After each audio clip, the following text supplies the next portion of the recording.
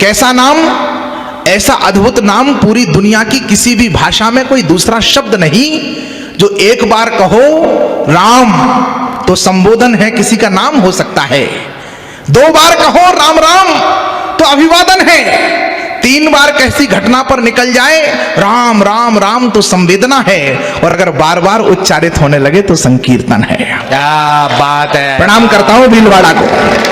और ये संकीर्तन की निरंतरता बन जाए तो साधना है, और साधना निरंतरता बन जाए तो सिद्धि है, और सिद्धि मिल गई तो इस जिंदगी की सार्थकता है। पूरी दुनिया में ऐसा अद्भुत कोई दूसरा नाम नहीं है जिस नाम की महिमा मैं आपके बीच में गाने जा रहा हूं।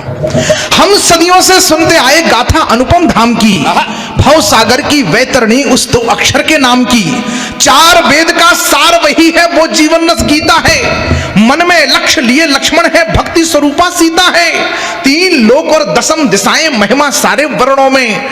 अतुलित बल के धाम विराजे हनुमान जी चरणों में। प्रभु ने कैसे की लीलाएं वो तो सबने जानी है, लेकिन हम क्या सीखे उनसे बात मुझे बतलानी है। लेकिन हम क्या सीखे उनसे बात मुझे बतलानी है। प्रश्न खड़ा है दशरथ घर ही क्यों आए थे राम जी? प्रश्न खड़ा है दशरथ घर ही क्यों आए थे राम जी? मेरे प्रश्नों के साथ जुड़िएगा। प्रश्न खड़ा है दशरथ घर ही क्यों आए थे राम जी? प्रश्न खड़ा है शबरी जूठन क्यों खाए थे राम जी? इसलिए खाए थे कि हम अपने ही किसी भाई को अस्पृश्य माने, छुआछूत माने। मतलब माफ कीजिए हम साहब, हमने राम को अगर माना है तो हमें राम की भी माननी पड़ेगी, क्योंकि राम जी कहते हैं जाति भेदो न ग्राहो सैनम नयम भिन्नता। मैं किसी भी प्रकार के जातिवाद को अस्वीकार करता। प्रश्न खड़ा है शबरी जूठन क्यों खाए थे राम जी? प्रश्न खड़ा है, मुझे ये विश्वास है कि भीलवाड़ा जो बड़े लोग बैठे हैं, एक व्यक्ति बड़े बड़े मंचों पर कुर्सियों पर बैठने वाले लोग सामने बैठे हैं। मुझे इस बात की आपके गौरव गरिमा का मुझे पूरा ज्ञान है। इसके बाद इसलिए आनंदित होकर के मुझे पता है कि मैं जहां कविता पढ़ रहा हूं वहां पर इस कविता को बहुत अच्छे से सुना जाएगा, इस विश्वास के साथ पढ़ रहा हूं। प्रश्न खड़ा है शबरी जूठन क्यों खाए थे राम जी? प्रश्न खड़ा है सुविधाओं को क्यों ठुकराया राम ने? प्रश्न खड़ा है सुविधाओं को क्यों ठुकराया राम ने? चित्रकूट से दंडक बनपत क्यों अपनाया राम ने? चित्रकूट में पूरा वनवास कट सकता था, एक भगवा उपस्थिति है। चित्रकूट से दंडक बनपत क्यों अपनाया राम ने? उत्तर से दक्षिण तक पैदल क्यों घूमा था राम ने? अवध की माटी को संग लेकर क्यों छुआ था राम ने? अवध की माटी को संग लेकर, इन प्रश्नों के उत्तर खोजेंगे तो राम जी समझ में आएंगे।